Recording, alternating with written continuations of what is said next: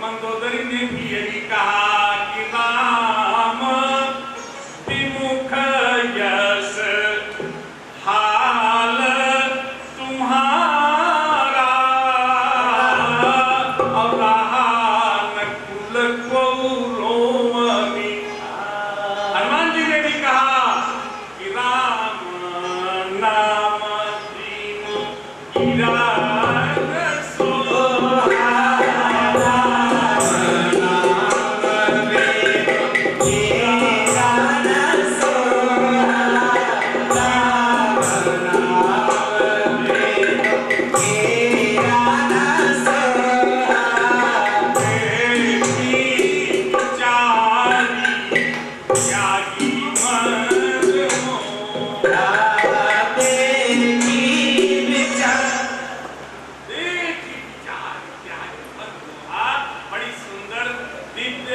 ललित रसमयी चर्चा आप श्रवण कर रहे थे हमारे परम आदरणीय संतोषी धर्मेंद्र जी महाराज।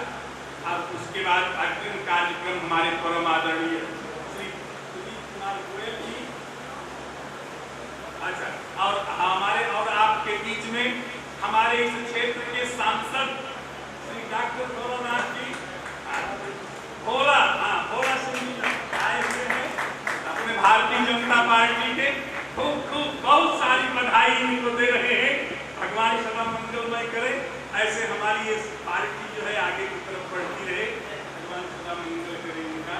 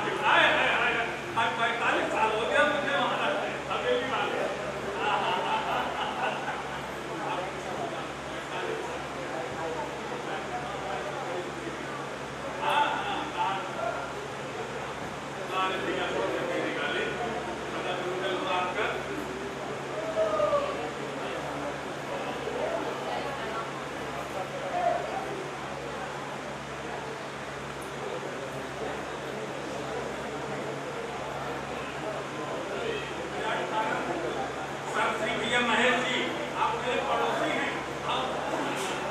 आओ भैया, अब अयोध्या से आप पड़ोसी में आ गए।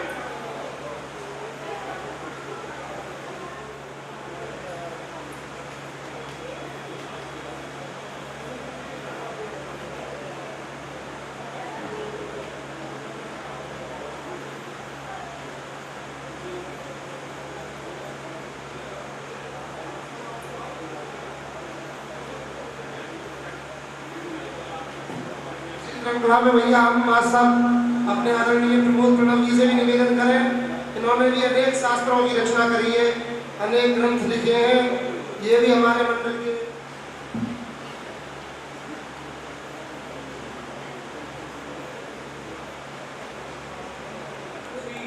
लक्ष्मी नारायण जी का नाम स्मरण करेंगे। श्रीमन नारायण नारायण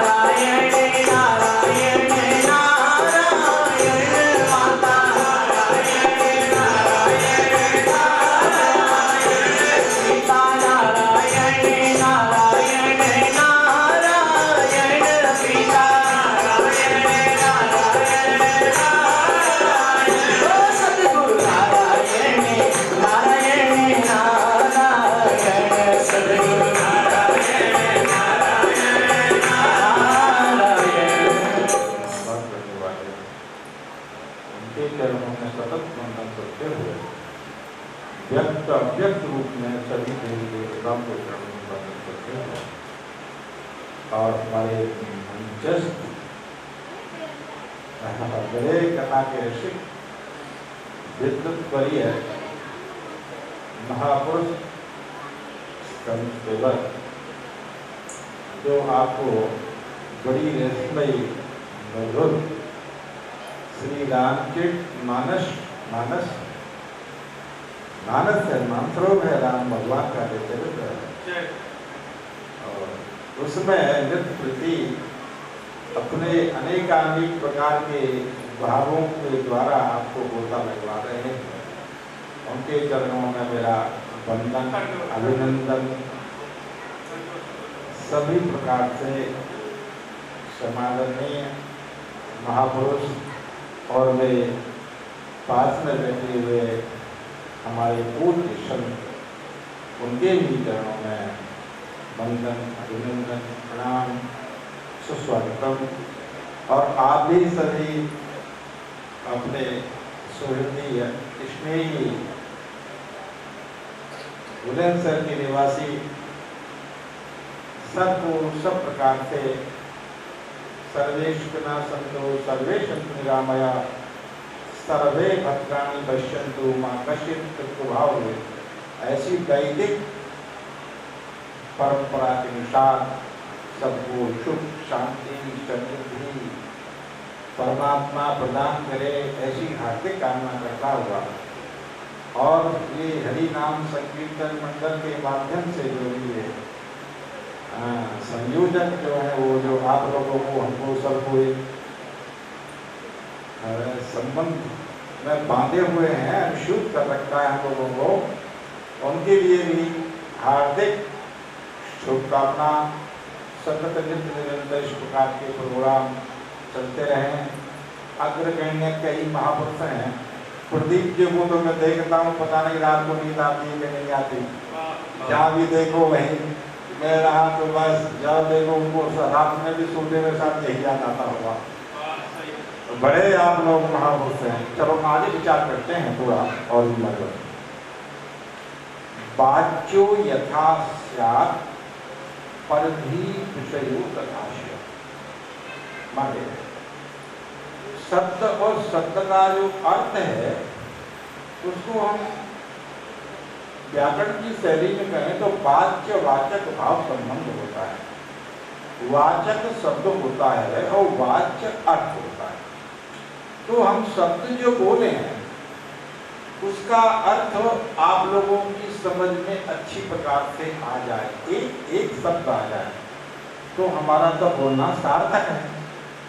अगर हम कुछ एक ऐसी न्याय दर्शन की पर शैली में बोलेंगे हम तो अवच्छेद का अवच्छिन्न करना शुरू कर दें तुम्हारी को समझ में नहीं आवे तुम सोते रहें तो तुमको जब कोई किसी प्रकार का लाभ नहीं हुआ तो हमारा बोलना निरर्थक है।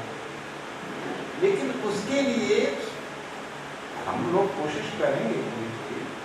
आप लोग भी सब पठित हैं, हमारी बेटियां भी सब पठित हैं, आजकल सब लोग योग्य हैं, लेकिन उसके मन की एकाग्रता होना आवश्यक होती है। तो घर गृहस्थी के धंधों में व्यवसाय में बिजनेस में तो मन काफी चलता ही रहता है।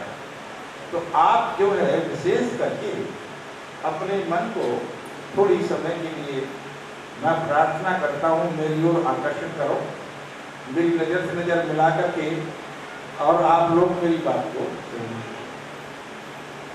हमारे रूढ़ी जाते हैं। देखिए भागवत में एक प्रसंग आया सुखम में भूया माँ भवे दुखम। ये वहाँ हरिद्वार में और विदुर जी और मैत्री जी का संवाद जब हुआ तो उन्होंने ये प्रश्न किया कि संसार में कोई भी व्यक्ति ऐसा नहीं है, व्यक्ति क्या देह के साथ कहीं भी किसी प्रकार की देह के साथ संबंध है। न्याय दर्शन 4 प्रकार के शरीरों के बारे में बताता है जिनमें पृथ्वी तत्व प्रधान है वो पार्थिव शरीर है, हम लोगों की पार्थिव शरीर। तो पृथ्वी तत्व की प्रधानता है। कुछ वायव्य शरीर हैं जिनमें वायु तत्व की प्रधानता है, जैसे भूत हैं, प्रेत हैं, पिशाच हैं, इनके वायु तत्व प्रधान शरीर होते हैं, लेकिन वहाँ भी जीवात्मा का संबंध तो रहता ही है। कुछ आग्नेय तत्व प्रधान होते हैं, इनमें अग्नि तत्व की प्रधानता होती है। कुछ जल तत्व प्रधान शरीर होते हैं, जिनमें जल की अधिकता होती है, जो परलोक में पाए जाते हैं। वैसे कई एक मछली भी कैसी है, अगर जल से अलग कर देंगे तो बस मर जाएगी, उसमें निचोड़ के देखा गया तो जल ही जल मिलेगा। तो फल भी है, तरबूजे में अगर निचोड़ दिया जाए तो जल ही जल निकलेगा, बाकी दिखाता तो इतना बड़ा है लेकिन उसमें जल के सिवाय कुछ नहीं है उसके अंदर। तो कोई भी हो, देव, गंधर्व, यक्ष, किन्नर, दिक्पाल, कोई भी है, लेकिन ये सब कोई एक जिज्ञासा है कि सुखम विभूया,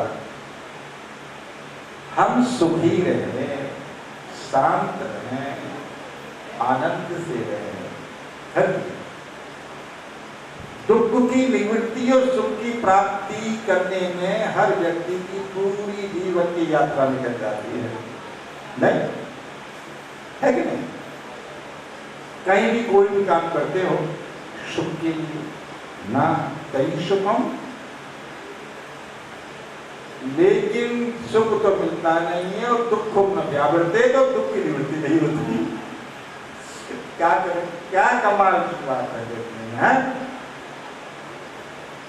तो आज थोड़ा विचार करते हैं। वेदांत दर्शन में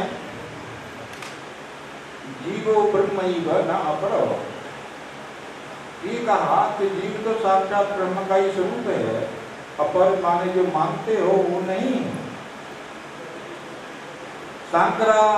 शंकराचार्य का शंकर जो वेदांत है वो अद्वैत को प्रस्तुत करता है, लेकिन हमारे आचार्य बैठे हैं वो कहेंगे स्वामी जी तो अपनी अपनी बात कहेंगे, हमारी बात सुनेंगे नहीं। तो स्वामी जी के मत में वो नहीं नहीं ये नहीं है, क्या है कि ईश्वर है, जीव के ईश्वर समान नाम से मदद भी करती है और ईश्वर भी है और माया भी है। तीन बात स्वीकार किया, ईश्वर है, जीव है, माया है।